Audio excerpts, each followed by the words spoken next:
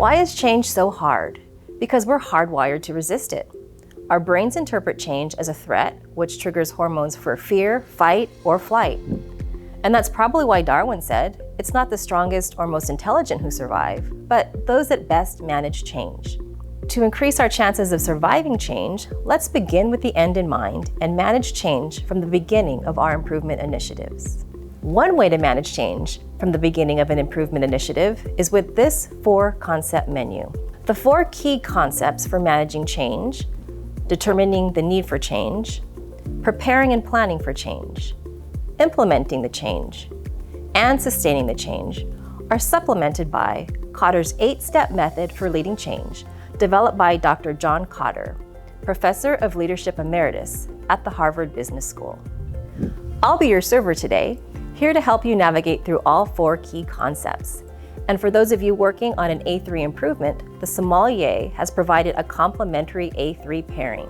So stay tuned to the end and you'll receive an A3 placemat as a parting gift. The first key concept for managing change is to determine the need for change. Take a moment and reflect on how you determine the need for change.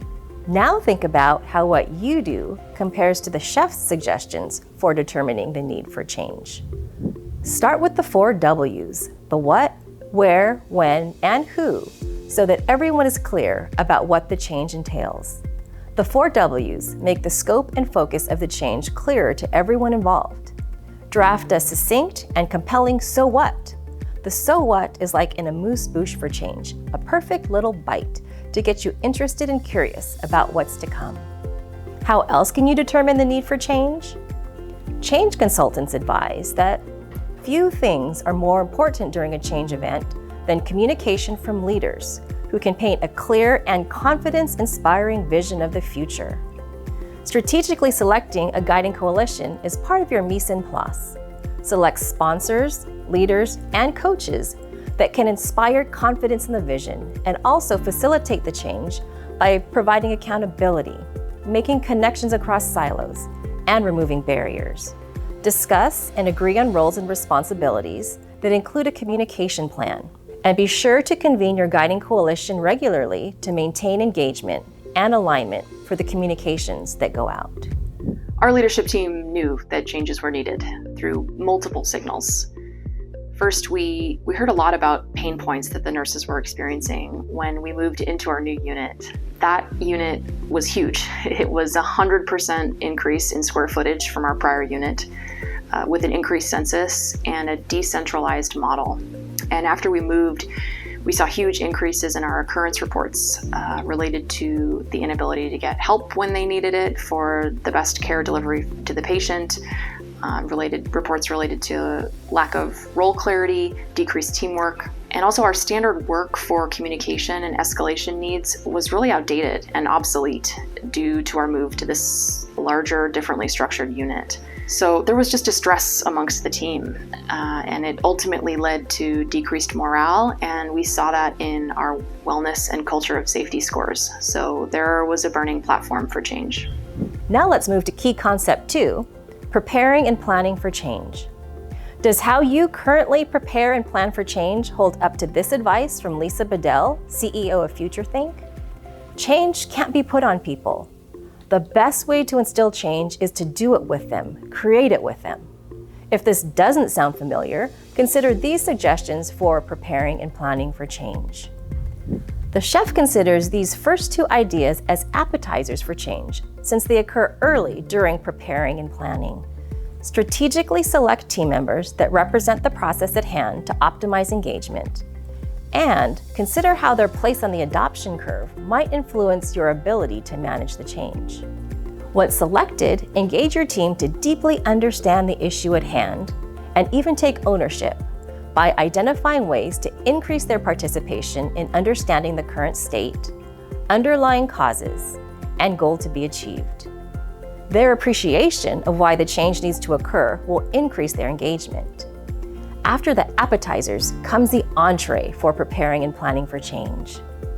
Engage your team in developing the changes that will need to be implemented. Their investment in the design process enables you to address concerns before the changes are developed. and decreases the resistance that they'll have during implementation. To prepare and to plan for the change, we first put a call out for volunteers. We wanted to be strategic with selecting team members, so we also reached out specifically to folks that were interested, that were opinionated, and that were motivated to improve the work. We really wanted ideas and changes to come from the front line. We did not want a leadership-driven, top-down change.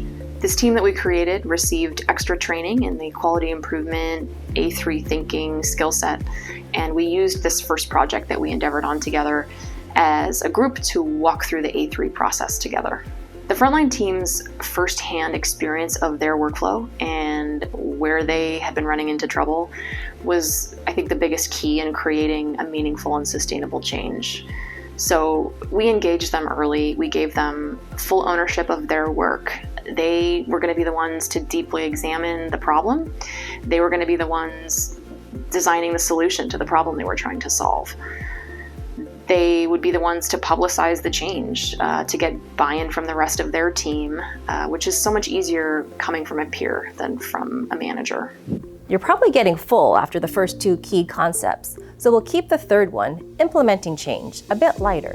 When implementing change, start with the low-hanging fruit and implement the less difficult changes that your team has the most energy and interest in. Having short-term wins early on enables you to build towards managing the challenging ones. And have a plan for addressing and removing barriers during implementation. Differentiate between the issues that can be solved or deferred and the ones that can't.